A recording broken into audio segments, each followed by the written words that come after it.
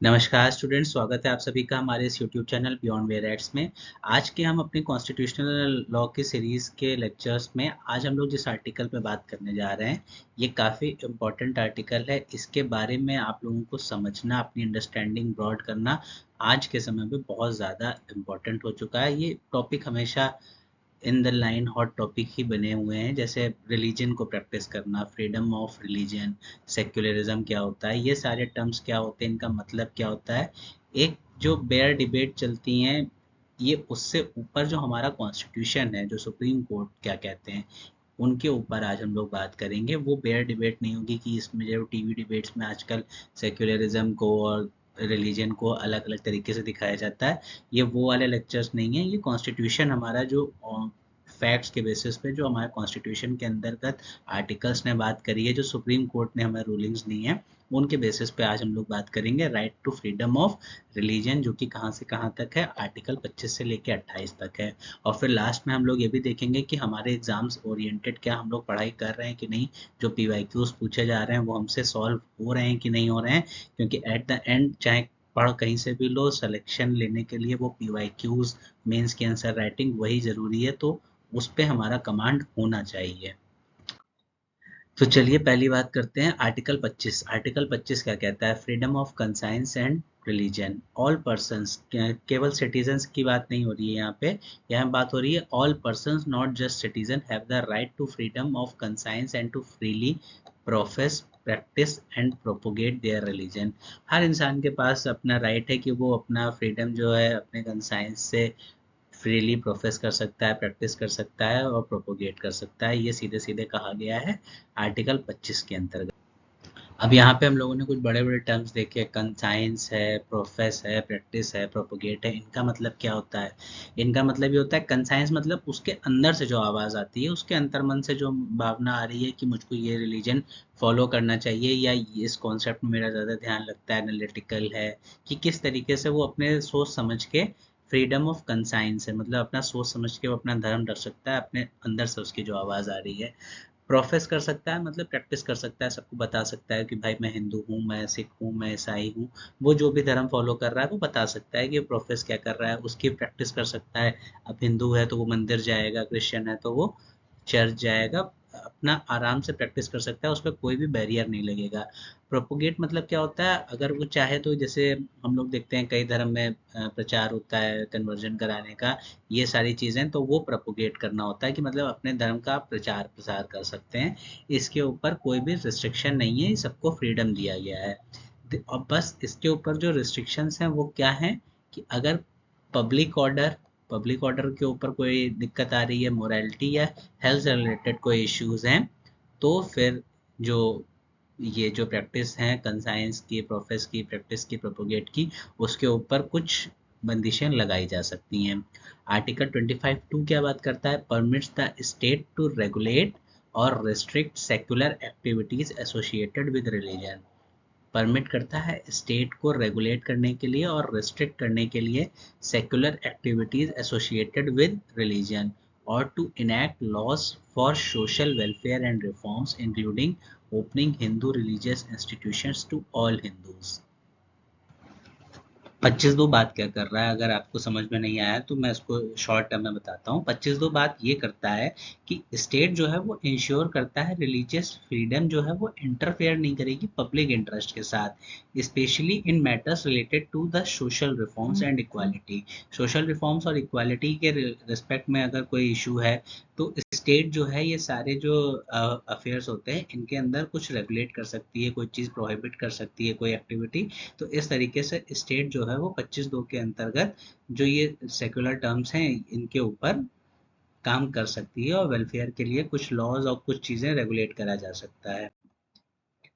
और सेक्युलर, जैसे हम लोगों ने टर्म की बात करी, सेक्युलरिज्म बहुत इंपॉर्टेंट कॉन्सेप्ट है। सेक्युलरिज्म का मतलब होता है, जैसे हम लोगों ने अक्सर सुना होगा, India is a secular state with no official religion. हम लोगों ने जो हमारा इससे पहले एक लेक्चर था, सबसे पहला लेक्चर था प्रियम्बल का, और even nature of Indian constitution, इसके अंदर भी सेक्युलरिज्म के ऊपर बहुत डिटेल में बात करी है कि सेक्युलरिज्म क्या होता है, कहाँ से आया था, कौन से केस लॉज इससे इंपॉर्टेंट थे। बात इससे इसमें भी हम लोग करेंगे, लेकिन और वाइडर क्लैरिटी के लिए आप लोग को नेचर ऑफ इंडियन कॉन्स्टिट्यूशन और प्रियम्बल का जो पार्ट है लेक्चर है, एक बार उसको ज़रूर रिविजिट कीजिएगा। तो इंडिया जो है, जैसा कि हम सब लोग जानते हैं, एक सेकुलर स्टेट है। इसमें कोई ऑफिशियल रिलीजन स्टेट का नहीं होता है। मतलब ये नहीं कह सकते हैं कि ये हिंदू राष्ट्र है या इस टाइप की कोई भी टर्म जो है वो इंडिया के अंतर्गत किसी भी स्टेट का कोई धर्म नहीं होगा, वो न्यूट्रल रहेगा हर धर्म के रिस्पेक्ट में। Article 25 embodies the constitutional guarantee of religious liberty and secularism as a basic feature of the constitution। अब केशवानंद भारती के केस के अंदर बोला भी गया था, जो कि 1973 का केस था, कि सेक्युलरिज्म जो है वो बेसिक पार्ट है किसका, इंडियन कॉन्स्टिट्यूशन का। डॉक्ट्रिन ऑफ बेसिक स्ट्रक्चर, जैसे कि हम लोगों को मालूम है कि कौन से केस से आई थी, केशवानंद भारती के केस से। उसके अंदर कहा गया था कि सेक्युलरिज्म जो है वो बेसिक स्ट्रक्चर का पार्ट होता है। इवन इसके बाद हमारा एसआर मुंबई का केस आया था, उसके अंदर भी कहा गया था कि सेक्युलरिज्म भले ही 42nd अमेंडमेंट से डाल दिया गया हो प्रेम्बल के अंदर, लेकिन वहां पे उसको ऐड करने से पहले, 42वें संशोधन से पहले भी इंडियन कॉन्स्टिट्यूशन जो था वो सेक्युलर था। और इसकी भावना हमको कहाँ से पता चलती है, आर्टिकल 25 से लेकर 28 को जब हम लोग स्टडी करेंगे तो पता चलता है कि इंडियन कॉन्स्टिट्यूशन वॉज सेक्युलर। अब इसकी लिमिटेशन, जैसे कि हम लोगों ने पहले डिस्कस किया, कोई भी पब्लिक ऑर्डर होगा, मोरालिटी होगा या हेल्थ का इश्यूज होगा, और protection of other fundamental rights, को दूसरे फंडामेंटल राइट्स को प्रोटेक्ट करना है, तो इन सब के रिस्पेक्ट के अंतर्गत ही हम लोग कुछ रिस्ट्रिक्शंस लगा सकते हैं। जैसे कि कोई आर्टिकल रेस्ट पूरा तरीके से ऑब्सोल्यूट नहीं होता है। आर्टिकल 19(1)(a) हम लोगों ने पढ़ा, जिसका कि रिस्ट्रिक्शन आर्टिकल 19(2) में दे रखा है। तो freedom of speech and expression भी हर चीज़ के अंतर्गत ही आता है, रिस्ट्रिक्शन के अंतर्गत आता है। तो इसी तरीके से आर्टिकल 25 भी अब्सोल्यूट नहीं है। State can regulate public religious practices like noise control, restrict forced mass conversion and enact laws for social reform। तो कई चीज़ों के अंतर्गत, जैसे अगर कहीं नॉइज पोल्यूशन बहुत ज़्यादा हो रहा है तो उसके ऊपर अक्सर होता रहता है कि कुछ ना कुछ लॉज बनते रहते हैं, सुबह कोर्ट्स की रूलिंग्स आती रहती हैं। तो इन सब के ऊपर अगर अफेयर हो रहे हैं तो अब नॉइस इश्यूज के ऊपर जो एक्चुअली बात आती है कि लोगों का आर्टिकल 21 के अंदर उनका right to life and personal liberty infringe हो रहा है, नॉइस की वजह से डिस्टर्बेंस हो रहा है, पोल्यूशन हो रहा है। तो इस तरीके से आदमी, जैसे हम लोगों ने पढ़ा भी, protection of other fundamental rights, तो अब ये अदर फंडामेंटल राइट्स के प्रोटेक्शंस को लेकर लिमिटेशंस आ जाती हैं। तो इस तरीके से आर्टिकल 25 जो है वो हमारा वर्क करता है। जैसे हम लोगों ने एसआर मुंबई के केस के बारे में बात किया था, तो इसके फैक्ट्स क्या थे पहले हम लोग देखेंगे, फिर देखेंगे क्या कहा गया और फिर उसका सिग्निफिकेंस क्या था।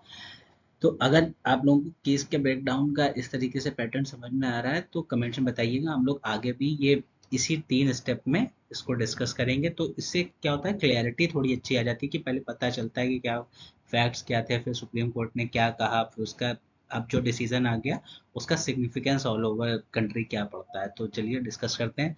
फैक्ट्स क्या थे, several state governments were dismissed for eligibly promoting religion based politics उस टाइम पे बहुत ज़्यादा हो रहा था। उसके लिए कई सारी स्टेट गवर्नमेंट्स के ऊपर चार्जेस लगाए गए थे। सुप्रीम कोर्ट ने कहा सेक्युलरिज्म जो है is a part of the constitution basic structure, state must not favour और डिस्क्रिमिनेट एनी रिलीजन। अब सुप्रीम कोर्ट ने साफ साफ कहा कि बेसिक स्ट्रक्चर का पार्ट होता है सेक्युलरिज्म, और स्टेट को किसी भी पर्टिकुलर रिलीजन को ज़्यादा फेवर नहीं करना चाहिए या डिस्क्रिमिनेट नहीं करना चाहिए किसी एक रिलीजन के अगेंस्ट में। अब इसका सिग्निफिकेंस क्या रहा, जैसे इससे पहले मैंने आपको बताया 1973 में केशवानंद भारती आया था, उसने कहा था सेक्युलरिज्म जो है वो बेसिक स्ट्रक्चर है। तो ये एक तरीके से री इन्फोर्स किया सेक्युलरिज्म को as a fundamental constitutional principle and emphasise the state's duty of religious neutrality. Religious neutrality हमारा वैसे भी कॉन्स्टिट्यूशन का मूल भाव है, क्योंकि हमारे यहाँ वैसे भी इतने सारे धर्मों के लोग रहते हैं। अगर हम लोग बायस हो जाएंगे तो कल को किसी ना किसी को कुछ ना कुछ इश्यूज होंगे, और फिर जो ये हार्मनी के साथ हम लोग रह रहे हैं वो पॉसिबल नहीं हो पाएगा। इसके बाद केस आता है doctor M Ismail Faruqui versus union of India का। ये केस भी 1994 में ही आया था। इस केस के फैक्ट्स क्या हैं, after the Babri Masjid demolition petitioner sought protection for the mosque remains. जो मॉस्क के रिमेन्स थे उसको पिटिशनर ने कहा था कि उसको वो प्रोटेक्ट करेगा। उसके रेफरेंस में डॉक्टर एम इस्माइल फारूकी का ये केस था। इसमें सुप्रीम कोर्ट ने कहा कि article 25 protect belief and worship, not the right to specific religious structure. religious structures are treated as immovable property and the state may regulate or acquire them. अब हुआ ये कि इनको वो जो रिमेन्स थे बाबरी मस्जिद के वो नहीं दिए गए, और सुप्रीम कोर्ट ने साफ साफ कहा कि हम रिलीजन के अगेंस्ट में, मतलब रिलीजन को फेवर करते हैं, वर्शिप को फेवर करते हैं, लेकिन अब किसी एक चीज से जुड़ी हुई चीज, अब जैसे इस केस में था बाबरी मस्जिद को बोला जा रहा था कि वो बाबरी मस्जिद के रिमेन्स हैं, तो बोला गया कि ये जो है ये मूवेबल प्रॉपर्टी है और ये मूवेबल प्रॉपर्टी स्टेट के अंदर आती है, तो इसके रेफरेंस में स्टेट रेगुलेट कर सकती है इसको। अब इस केस का सिग्निफिकेंस क्या हुआ? क्लैरिफाइड डेट आर्टिकल 25 जो है वो प्रोटेक्शन लिमिटेड है किसके, उस रेफरेंस में, limited to belief and rituals, not ownership of places of worship. जो प्लेसेस ऑफ वर्शिप्स का ओनरशिप है उसके रेफरेंस में बात नहीं होती, यहाँ पे बिलीफ और रिचुअल्स के रेफरेंस में बात होती है। इसके बाद एक और काफी लीडिंग केस है, वो है church of God in India versus KKRMC welfare association. ये 2000 का केस है। इसके रेफरेंस में अगर हम लोग बात करें, यहाँ के फैक्ट्स क्या थे, तो A church in Chennai used loudspeakers disturbing nearby residents। जैसे कि मैंने अभी पीछे आप लोगों को बोला था नॉइस पोल्यूशन वाले रेफरेंस में आर्टिकल 21 का वॉल्यूशन हो रहा है, कई तरह चीज़ों का वॉल्यूशन होता है, तो ये केस कुछ सिमिलर उसी ट्रैक पे लग रहा है कि a church in Chennai used loud speakers disturbing nearby residents held. इसमें सुप्रीम कोर्ट ने क्या कहा? Religious freedom does not exempt religious act from general law, noise pollution laws applies to the religious activities. Supreme court ने state किया कि noise pollution के जो laws हैं वो भी अप्लाई होते हैं रिलीजियस एक्टिविटीज पे, ये एग्जेम्प्ट नहीं हो जाता है। अब ये पब्लिक ऑर्डर के अंतर्गत आता है, तो इसको इसके अंतर्गत रखा जाएगा कि नॉइस पोल्यूशन के जो लॉज हैं उसके अंतर्गत रिलीजियस एक्टिविटीज नहीं आएंगी। आप उसके अंदर रहो, उतना डेसिबल जो वॉल्यूम है उसके अंदर आप काम करिए, सब ठीक है। उससे ज़्यादा इंक्रीज होगा तो फिर वो नॉइस पोल्यूशन लॉज को वायलेट करेगा। और कोई भी ऐसा राइट जो किसी दूसरे लॉ को, एक्ट को या किसी और के फ्रीडम को इन्फ्रिंज करे तो वो अनकॉन्स्टिट्यूशनल होता है। सिग्निफिकेंस क्या था इसका? Affirm that religious practices infringing on others health, comfort और public order are not protected. वही बात है कि अगर दूसरे की हेल्थ, पब्लिक ऑर्डर, कुछ भी कंफर्ट जो है उसको कोई राइट डिसकंफर्ट कर रहा है, कोई उसको इन्फ्रिंज कर रहा है, तो वो राइट जो है वो प्रोटेक्ट नहीं किया जाएगा। इसके अलावा SP Mittal versus union of India का केस है। इसमें ये हुआ था कि the depiction of religious monuments on currency was challenged as promoting religion. जो करेंसी के ऊपर रिलीजियस मॉन्यूमेंट्स को दिखाया जाता है, ये बोला गया था कि ये प्रमोट करता है रिलीजन को। सुप्रीम कोर्ट ने क्या कहा? Printing religious symbol on currency did not violate article 25, it reflects India's cultural heritage not religious promotion. अब देखिए आदमी कहाँ कहाँ से खाली बैठा नहीं जाता, उससे फालतू की खुरपेच उसके अंदर चलती रहती है। तो इसमें बोला गया जो करेंसी के ऊपर अलग अलग मॉन्यूमेंट्स बने हैं वो प्रमोट कर रहे हैं रिलीजन, इन सब चीज़ों के रेफरेंस में उसने केस उठाया, तो ये दिखाया गया, सुप्रीम कोर्ट ने कहा गया ये रिलीजन को प्रमोट नहीं कर रहे हैं, ये क्या कर रहे हैं, ये कर रहे हैं कि जो हमारी कल्चरल हार्मनी है उसको शो कर रहे हैं कि हम लोगों की डाइवर्सिटी है, वो चीज़ शो करता है। इसका सिग्निफिकेंस क्या कहा गया? रिफर्म किया गया secularism was allows cultural recognition. Secularism में क्या कल्चरल रिकॉग्निशन भी होता है without state endorsement of any faith. अब हम लोग देखते हैं, हम लोगों ने आर्टिकल 25 पूरा पढ़ा। स्टेट का कोई भी अपना धर्म नहीं होगा, कोई भी पर्सन अपने हिसाब से प्रोफेस कर सकता है, प्रैक्टिस कर सकता है, प्रोपोगेट कर सकता है उसका जो कंसाइंस है, जो वो कह रहा है। लेकिन ये सारे लॉज जो हैं, ये जो सारा फ्रीडम है, ये सब रेस्ट्रिक्ट होगा किसके? पब्लिक ऑर्डर, हेल्थ और मोरालिटी के।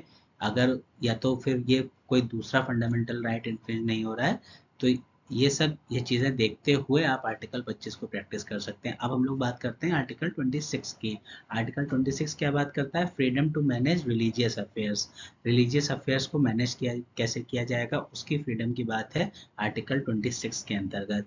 सब्जेक्ट टू द, सबसे पहली बात, पब्लिक ऑर्डर, मोरालिटी और हेल्थ के सब्जेक्ट के अंतर्गत एवरी रिलीजियस डिनोमिनेशन और any section there has right of to establish and maintain institution for religious और चैरिटेबल पर्पस।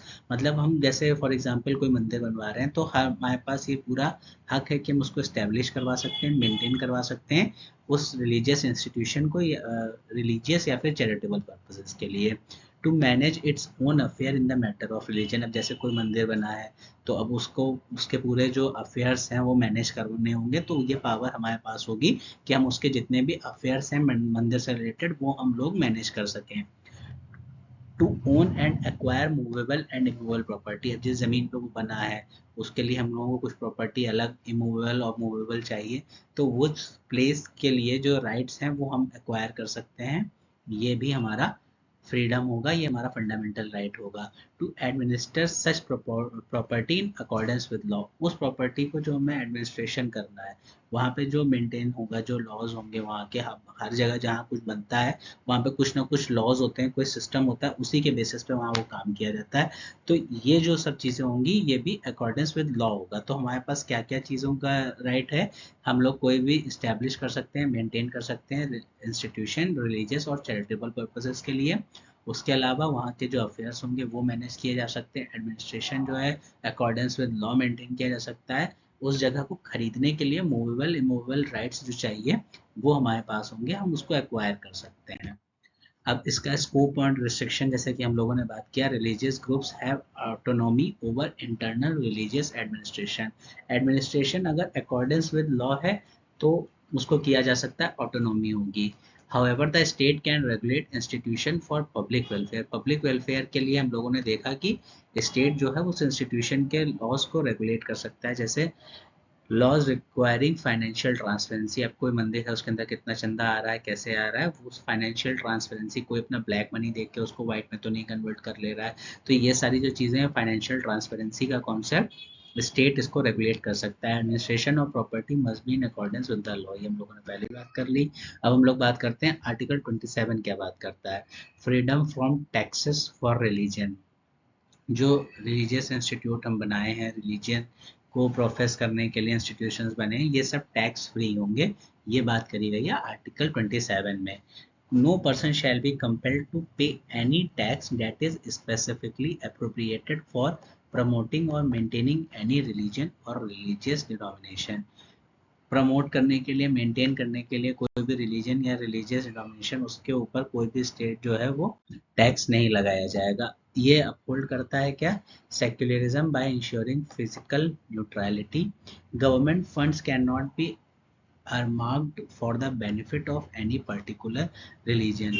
गवर्नमेंट फंड्स को यूज नहीं किया जा सकता है कि, अब गवर्नमेंट्स के जो फंड्स हैं वो किसी स्पेसिफिक रिलीजन को प्रमोट करने के लिए नहीं यूज होने चाहिए, ये बताया गया है बेसिकली यहाँ पे। टैक्सेस जो हैं वो पब्लिक वेलफेयर के लिए लगाए जाएंगे, इसलिए नहीं लगाए जाएंगे कि आप कोई रिलीजियस एक्टिविटी सपोर्ट नहीं कर रहे हो तो टैक्स लगा दिया, इस टाइप का कॉन्सेप्ट नहीं होता है। अगर taxes can be levied for public welfare generally, not for supporting religious activities. अब हम लोग बात करेंगे आर्टिकल 28 की। ये लास्ट आर्टिकल है और ये भी एक तरीके से बहुत ही इम्पोर्टेंट आर्टिकल है। 25 से लेकर 28 तक के जो आर्टिकल हैं इसको हम लोगों को एक साथ ही पढ़ना चाहिए, एक गो में, तभी पूरा कॉन्सेप्ट क्लियर होगा। कि पहले जैसे हम लोगों को फ्रीडम है, कोई भी धर्म प्रैक्टिस करो, कोई भी इंस्टीट्यूशन बनवाओ, उसके बाद बात है कि धर्म को प्रैक्टिस करने के लिए फिर बताया गया है कि मैनेजमेंट होगा अगर, तो उस पर टैक्सेस की लायबिलिटी क्या होगी। पहले रिलीजन की बात हुई, फिर वहाँ पे प्रैक्टिस की बात हुई, फिर टैक्सेस की बात हुई।